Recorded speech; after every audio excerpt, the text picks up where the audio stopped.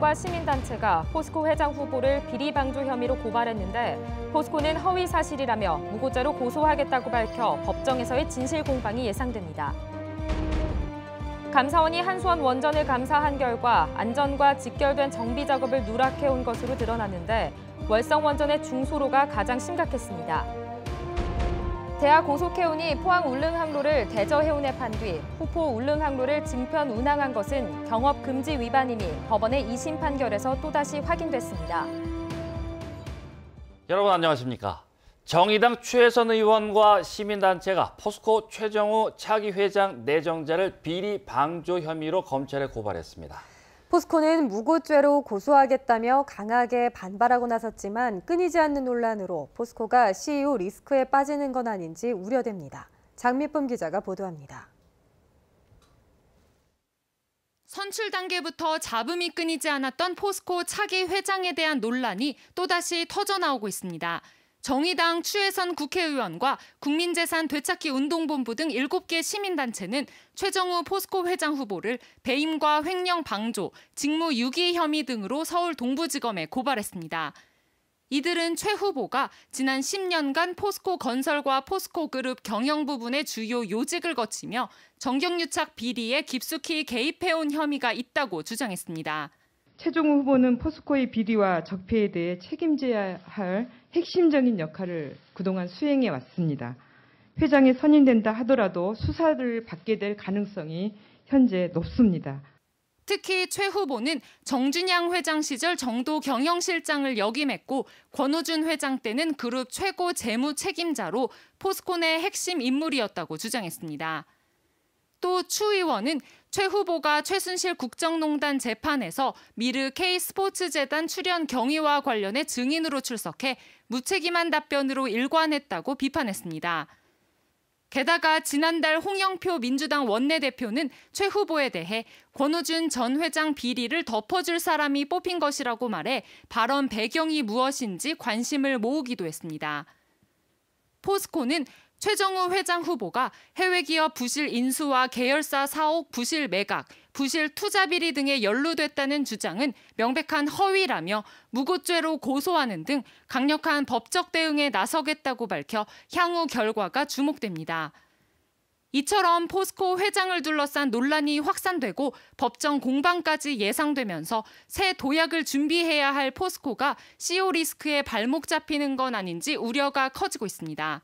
기업 전체의 이미지가 실추된다거나 또한 기업의 주가가 하락하는 등 여러 가지 경제적 손실뿐만 아니라 기업 구성원들의 사기 저하라든가 동기 부여에 있어서 많은 좌절감을 느끼게 하는 국민기업을 표방하는 포스코가 앞으로 정치권과 유착됐던 과거의 적폐와 단절하지 않는다면 비리 논란은 앞으로도 끊이지 않을 것으로 전망됩니다.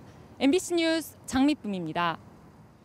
도지사 취임 후 처음으로 실시하는 경상북도 경제부지사와 산하기관 기관장 인사에 관심이 쏠리고 있습니다. 포항 출신의 김순견 경제부지사가 최근 사표를 제출한 가운데 도지사가 어떤 임무를 후임에 앉힐지 여러 예측이 나오고 있고 현재 공석인 산하기관 4곳도 기관장 후보에 대한 하마평이 무성합니다. 한편 기관장이 공석인 곳은 경북관광공사와 문화엑스포, 경북문화콘텐츠진흥원, 경북경제진흥원입니다. 바른미래당 의원들이 정부의 탈원전 정책 문제점을 점검하고 영덕 원전 건설 백지화에 따른 주민 피해 대책을 모색하기 위해 영덕에서 정책 간담회를 열었습니다. 여당도 제1야당도 아닌 제3당이 피해 주민들의 목소리에 귀를 기울였다는 점에서 의미 있는 행보라는 평가를 받고 있습니다. 한기민 기자가 보도합니다. 바른미래당 김동철 비대위원장 등 국회의원 9명이 영덕을 방문했습니다. 정부의 탈원전 정책 부작용을 현장에서 파악하고 피해 주민들의 목소리를 당 정책에 반영하기 위해서입니다. 아무런 보상을 받지 못한 채 정부 정책만 믿고 8년째 재산권 피해를 입어온 주민들은 생존 대책을 요구했습니다. 당장 내 주머니에 단돈 100만 원이 없는데 내 입에 풀칠할 수 있게끔 해달라는 게 주민들의 소망입니다. 이것이 잘못됐습니까? 이게 욕심입니까? 우리가? 수십 년간 진행되어 온 국가 에너지 정책이 지역 주민들에 대한 아무런 대책도 없이 하루아침에 뒤바뀐 데 대한 성토도 잇따랐습니다. 국가적인 정체가 이 모양을 가지고 한다는 자체는 나는 도저히 용납할 수 없습니다. 바른미래당 의원들은 국가 에너지 정책이 국민적 동의도 없이 불과 몇 개월 만에 졸속으로 변경됐다고 비판하고 정부의 무대책을 꼬집었습니다. 6년간의 그 재산권 행사를 못한 것에 대한 보상은 누가 해줄 거냐. 아무리 한 산자부에 그렇게 강력하게 얘기해도 거기에 대해서는 묵묵부답입니다. 이에 대해 산업자원부는 영덕의 부유식 해양풍력단지 등 원전 대안 사업을 검토하고 있다며 피해 주민들에 대해서는 실태조사를 거쳐 대책을 강구하겠다고 밝혔습니다. 예정구에 계시는 주민들을 어떻게 지원해 드릴 건지 추가적으로 산업부 한선이 공동으로 대책을 내놓을 예정으로 되어 있습니다.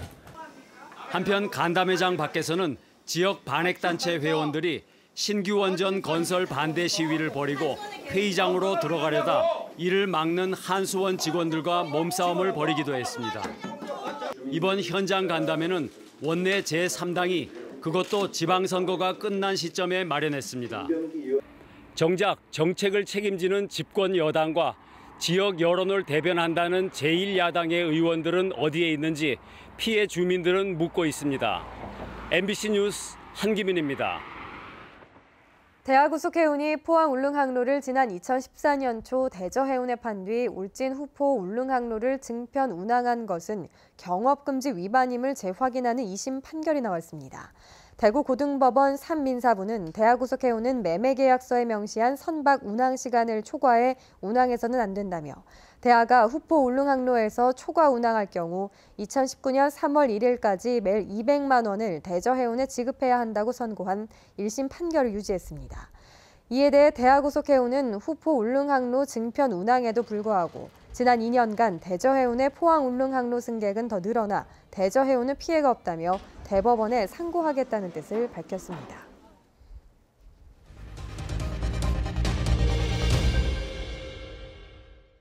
연속 기회 구멍 뚫린 원전 안전 두 번째 순서입니다. 국내 원전들은 안전성 확보를 위해 18개월마다 한 번씩 가동을 멈추고 계획 예방 정비 작업을 합니다만 실제로는 안전과 직결된 중요한 정비 작업을 누락한 사례가 적지 않은 것으로 드러났는데요.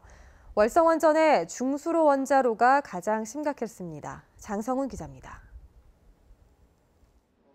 국민의 생명과 직결된 원전 사고를 막기 위해선 안전설비 확충 못지않게 평소 철저한 정비가 중요합니다. 이 때문에 국내 원전들은 18개월마다 규제기관의 관리 감독 아래 원전의 모든 부품과 시스템을 점검하는 계획 예방 정비를 실시합니다. 하지만 감사원 감사에서 부실한 정비 사실이 드러나면서 한수원이 주의 조치를 받았습니다. 한수원은 최근 3년간 계획 예방 정비를 하면서 시스템 오류와 부품 수급 불가 등의 사유로 1,700여 건의 작업 항목을 누락했고 이 가운데는 원전 안전과 직결된 중요도 AB 등급의 작업 항목도 무려 380건에 달했습니다. 대형 사고로 이어질 수 있는데도 중요한 정비 작업을 하지 않은 채 원전을 멈추지 않고 가동해 온 겁니다. 부품 조달상 문제가 생기면 이걸 리포팅을 하고 잘 해서 그게 안전에 중요한 기거라고 그러면은 발전을 중지해야죠. 중지하고 그거 들어올 때까지 발전을 하지 말아야죠.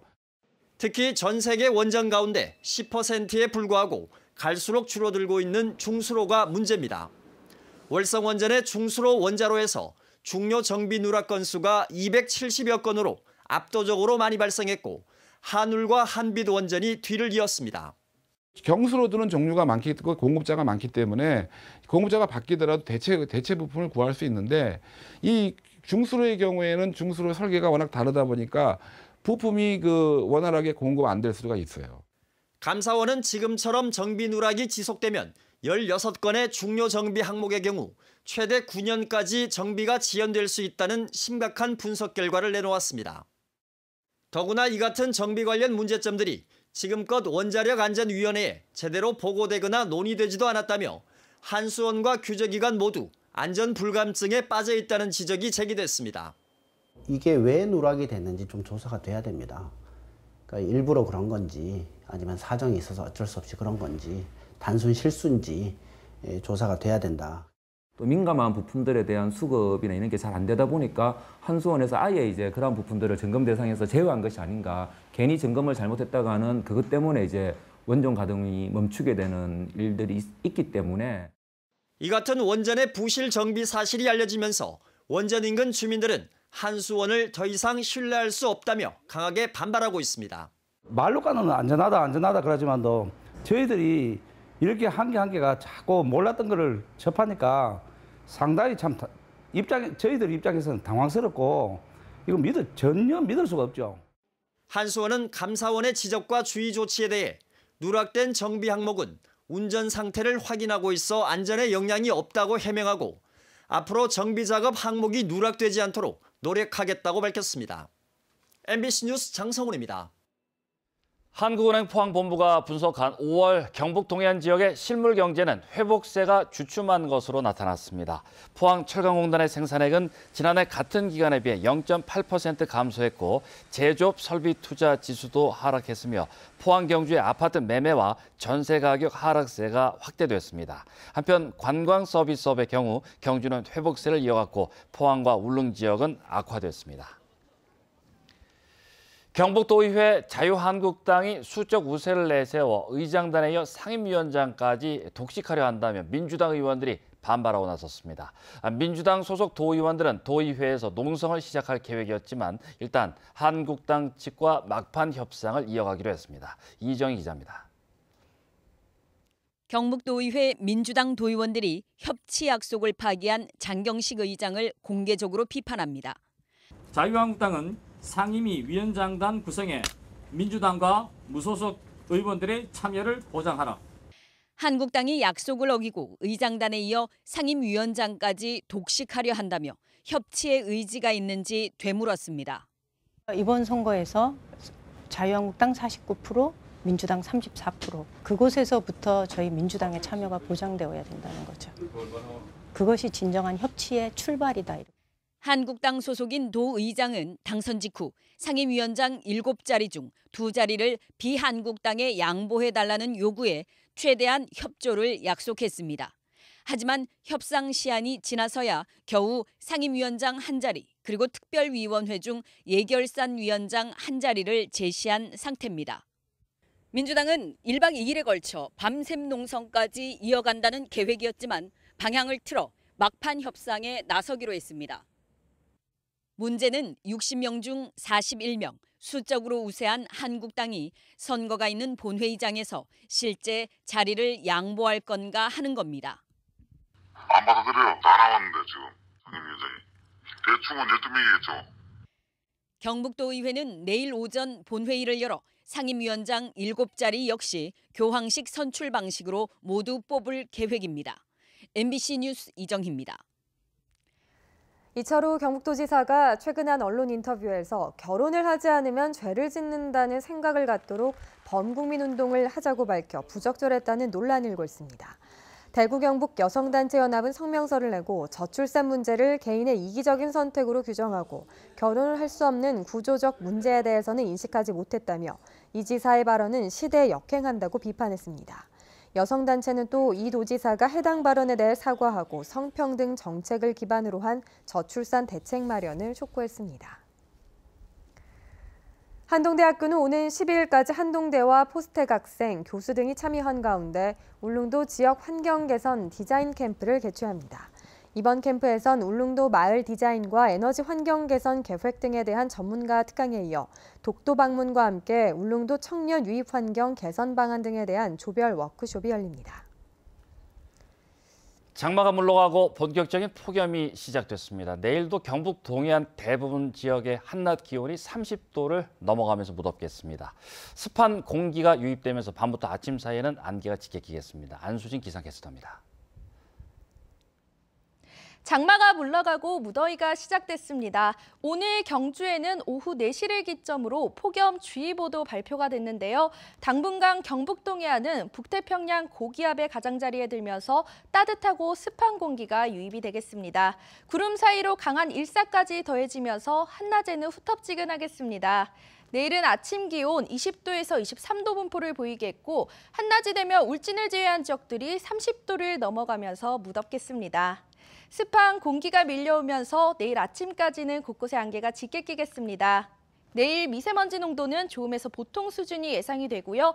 다만 5조는 보통 수준이었던 오늘보다는 높을 것으로 예상이 됩니다. 자세한 내일 날씨 알아보겠습니다. 내일 구름 많겠습니다. 아침 기온 20도에서 23도, 낮 기온은 26도에서 33도입니다. 울릉도와 독도 역시 구름 많은 가운데 울릉도는 오전 한때 비가 내리겠습니다. 아침 기온 울릉도 22도, 독도 21도, 낮이 되면 울릉도 26도, 독도 23도입니다. 동해 중부 해상은 오후까지 가끔 비가 내리겠고 동해 남부 해상은 구름만 많겠습니다. 바다의 물결 동해 전 해상에서 최고 1.5m로 일겠습니다. 앞으로는 기온이 점점 더 올라 무더운 한여름 날씨를 보이겠습니다. 날씨였습니다. 포스텍 융합생명공학부 김경태 교수와 노브메타파마 정희윤 박사팀은 말라리아 치료약인 아모디아 퀸이 제2형 당뇨나 비만과 같은 대사성 질환 치료에 효과가 있다는 것을 밝혀냈습니다. 연구팀은 미국 식품의약국의 승인을 받은 약물들을 대상으로 비만 당뇨병 모델 G의 증상 개선 효능 실험을 진행한 결과 아모디아 퀸이 인슐린 저항성과 고지혈증, 지방간 증상을 개선하는 것을 확인했다고 밝혔습니다. 삼성 라이온즈가 오늘부터 12일까지 포항구장에서 롯데자이언츠와 주중 3연전을 펼칩니다. 롯데의 3게임 뒤져 있는 삼성은 롯데를 잡고 반등기 회로 삼을 계획입니다. 롯데전 상대 전적은 7승 2패로 삼성이 우세한 가운데 포항구장은 삼성에게 약송의 땅으로 통할 만큼 승률이 높은 곳으로 여겨지고 있습니다. 포스텍과 SK하이닉스는 오늘 교육-연구협력 양해각서를 체결하고 인공지능 전문가 교육 프로그램을 운영했습니다. 협약에 따라 두 기관은 SK하이닉스 재직자들을 대상으로 오는 11월 말까지 20주 동안 인공지능과 데이터 마이닝, 딥러닝 등 현업에 바로 적용 가능한 실습 교육을 하고 기술 교류와 공동 연구를 통해 신사업 발굴에도 나설 예정입니다. 교육부와 한국장학재단은 오늘부터 2학기 학자금 대출 신청 접수를 받고 있습니다. 학자금 대출은 본인의 공인인증서를 사용해 한국장학재단 누리집에서 신청 가능하고 등록금 대출은 10월 24일까지, 생활비는 11월 15일까지입니다. 이상으로 포항 MBC 뉴스데스크를 마치겠습니다. 여러분 고맙습니다.